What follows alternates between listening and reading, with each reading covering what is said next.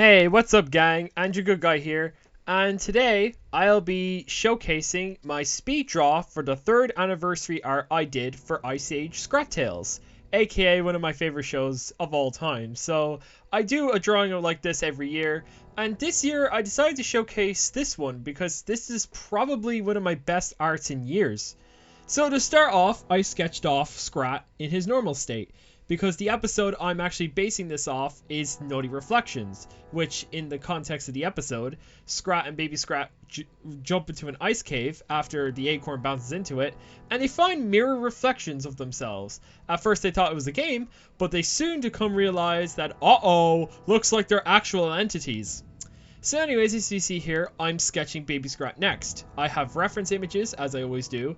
I don't trace, just to ensure. I do not trace as much as I used to anymore. I don't even trace at all. So, and then of course, I'm sketching the evil Scrat, which is a distorted version of him in the mirror. As you can see, I decided to have my own take on him this time, instead of following the exact same one from the episode. So you can see I've added more rough fur textures, sharp teeth, and later on in the art you'll notice some different injuries he might have, or decomposition, because yes, this is supposed to be a decaying Scrat, something that I don't really do often with characters, drawing them as a disgusting version of themselves, because I don't usually draw gore. So next up, I am doing the coloring. So this is the base coloring. This is not to do with the fur textures yet. So as you see here, I'm sketching or drawing out the proper color patterns in different layers. And the reasoning for that is actually because I need to separate the furs and the hues. And I just want to make sure it all looks right. And as for the pupils, I actually drew those myself. And the reason why they just plopped in there is because I have a saved asset of that pupil. I don't really want to redraw it all the time because it would take a long time to get right. So I just save it in a different file on Procreate. So obviously Scrat looks exactly as he does in the films. I tried a new technique this time for the character, which is actually having little spots on his nose. Because similar to dogs or any sort of animals with big noses like bears, he has little spots on his nose, which actually reflect light. And as you see here, this is the fur textures I'm doing. So I start off with a black fur and obviously a black smudgy pencil where I can get the shading in. And then I move on to black fur, and then I move on to grey fur and white fur. And then I overlay them, and then I merge them into one, which does turn out with that nice fur effect, as you can see right here. And I do this as well for like lighter areas. When an area is in shadows, I do it much darker. As you see under the cheeks and the jaw, I obviously did them more darker because it wouldn't make sense if the light reflect off them when his snout is over his face, which I'll also apply to the chest later on. But at the moment in time, I was sketching the face, because whenever I draw Scrat, the first time I try to do the fur effects is always on the face, because it's just my preference, you know? So anyways, you might not see much happening here, but that's because I'm just doing some fur effects on some areas, I think. Yes, I am. And obviously, as you see in there, the image popped up randomly. I sometimes do this with my art, so I can see if I get the character design right. This one was a bit of an interesting bit. The reflections on the green ice wall, which ends up being the reflection. The eyes were very hard to get right with the lighting, and I had many attempts, as you can see here. Now you're probably wondering, where's his arm in this shot, because it's connected to the stomach. Well, I could say that's done on a different layer. I actually hid the body layer and did the arm layer later afterwards. As you can see, it's poking out of his chest, or like lower stomach area, and it looks wrong. But that's just because I'm doing process. So anyways, I'm moving on to shading on the ears and the other parts of his face, as I do have light sources and dark sources. The dark source, of course, being behind him, and the light source being in front of him. Obviously now I'm moving on to the chest. As you see, the dark fur comes in again, and exactly where I was hoping it would be, which is, of course, where his snout is. And there's be some room for the arm. And there is his arm. I told you so earlier, as it was in a different layer. And at the moment, I'm just applying fur textures to the arm.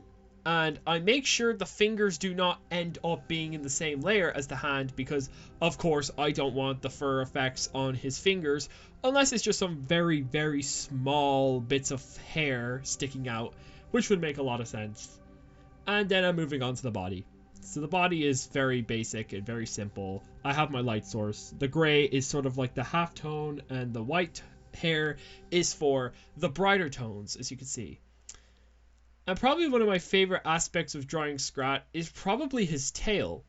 His tail is very bushy, and whenever I do draw him, I usually have a lot of fun with sketching out the tail. So I obviously start with, of course, the pattern, which is very raggedy, as you see on the base. But then later on, I do move on to do the fur textures, which at the moment I'm doing some little bits and pieces to clear out some effects to see if it all works well with his body and his face and all. And here's me doing the tail. So obviously I start with a dark layer, and then of course I apply other layers onto it, just like I do with the fur. But for Scrat's tail, I actually do something very different. For most fur effects, I use some sort of brush that makes it all fluffy. But for this one, I use the exact same effect I use on the hairbrush, which is what applies the fur effects in the first place in the body and such, which it gives out more of a hairier vibe to the tail, or a more bushier vibe, as it does in the films. And then, of course, when I do the hairs, I actually do some smudging on his patterns, as in real life, fur is a bit messy. Even if there's patterns, the pattern hair would also get a bit different. Next up, I am drawing Baby Scrat. So I didn't draw his whole body in this art. I sometimes do, but in this one he doesn't have the arm, the basic.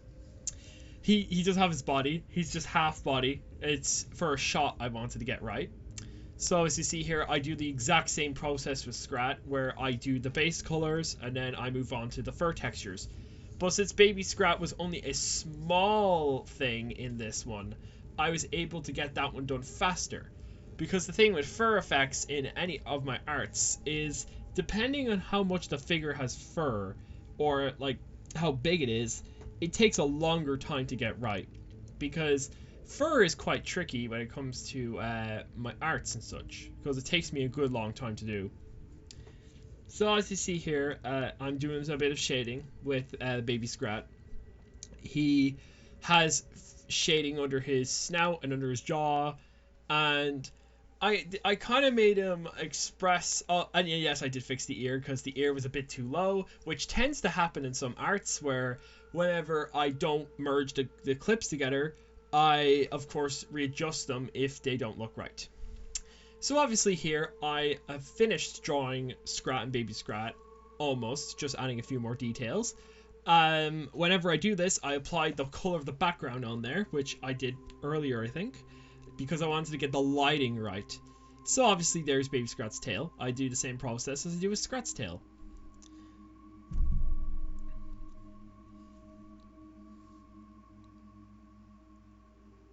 And then I start to create the background, which then I copy and paste and revert it, because this is supposed to be a reflection. And as you see here, that was me doing the lighting effects on the drawing.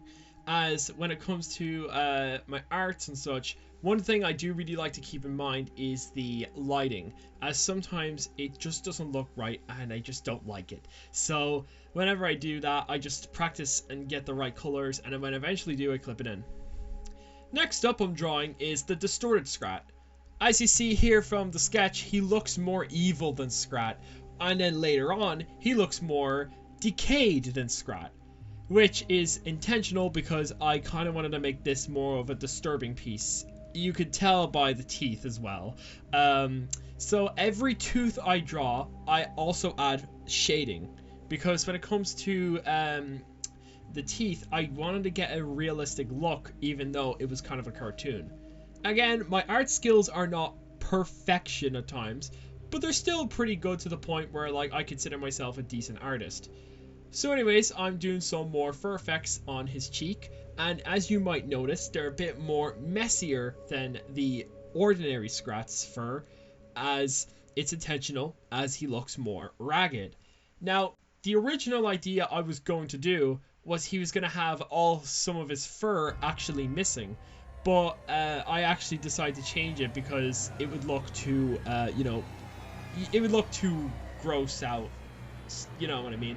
It just wouldn't be right, and it would just look disgusting. So, I mean, it would have been pretty good at the same time, but of course there's two versions of this piece, which you'll see now in a few minutes when I get to that part. Obviously now I'm doing some more shading, just as I did on Scrat and Baby Scrat. It's important to do all the shading on the fur so it looks pretty good, and you don't want it to look crap. So, there's his nose. And then next I'll be drawing his body, which if you've seen from the sketch, his fur looks very, very rough, specifically on his back. When the speed draw gets to it, you will see exactly what I mean. There it is. As you see, the sharp edges, that's supposed to look like hair sticking out, and it's not messy, it's more ruffled than anything. But yeah, that was intentional, as he was supposed to be, of course, he is supposed to be a worse version of Scrat. And then obviously there, I actually forgot to, I forgot to get his arm color right, so I fixed that pretty quickly with another layer and just applied the color and merged them down. And then of course I'm doing more fur effects. Now that up thing I just did there, that was actually when I was trying to get a work in progress teaser for Discord, because I usually like to tease my arts. So obviously, I was originally going to have them try touch the glass, but I came up with a better idea at the end of the entire speed draw, which you will see at the end of the process. As you may see, the acorn is missing. I wasn't actually going to have the acorn in the original shot, so. And of course there's some shading, and I made his tail less bushier than Scrat's, because of course when animals do die, they lose a lot of fur on their tails, or even when they get old. I had to do a bit of research on this. It wasn't particularly the best. It was, yeah, I know you're thinking, you look up weird gore crap? Well, it was more so than memory than anything, or just stuff like Resident Evil, where they feature, of course, dead animals, like in the opening of Resident Evil 7. And as you can see there, I've added a maggot or so, because I was creating more maggots. The leg wound sadly didn't end up in the final version, because the savage baby Scrat was actually blocking the way, and that's just the thing with details sometimes. I tend to forget that things block the way and they don't end up being seen, which is kind of my stupid ass fault. So anyways, there's the decayed baby Scrat. I was originally going to have his eye missing, but again, it would look a bit too disturbing for people to look at, so I decided to just keep both eyes. But I did do an interesting idea for the designs. So their eyes look very, of course, zombie-like, which was intentional because, you know, they're supposed to be decayed and they're supposed to be sort of a dead version of them. Of course, this was my own take on the art. And, yeah, I decided to keep Baby Scrat just unclean and unsanitary from his looks, because I feel like people would probably cringe if they just saw Baby Scrat obviously look gross. And I also did a little comedic effect with his nose pressed up against the reflection on the ice. This was a last minute decision. I was like, yeah, that could work. And I also forgot to draw Baby Scrat's tail, so I just added that in. And there's Baby Scrat's rat tail, which appears at the end of it, in the second version, which actually starts now. There you go. There's all the blood effects I'm adding in on his cheek, which was intentional. And then next, I just apply the ice effect onto the reflections, where you could see, once it shows up, oh, obviously, of course, I draw the acorn, as mentioned. I draw the acorn, I give it some details, such as, like, the little spots on its cuticle, and I obviously did some oaky effects on the nut itself, and some shading, some quick shading, just to make it look close to realistic side of things. And then I added some highlights to the characters. Obviously, the reason why they're blue and why they're green is because of the ice reflecting. And obviously I added some quick cracks just to give it effect. And there is the ice effect I was talking about earlier. So I made it into a green effect and then add some white scrapes. And that's pretty much it. So thank you all guys so much for watching. Make sure you guys comment, like, subscribe. I'll see you guys next time. Stay good, guys.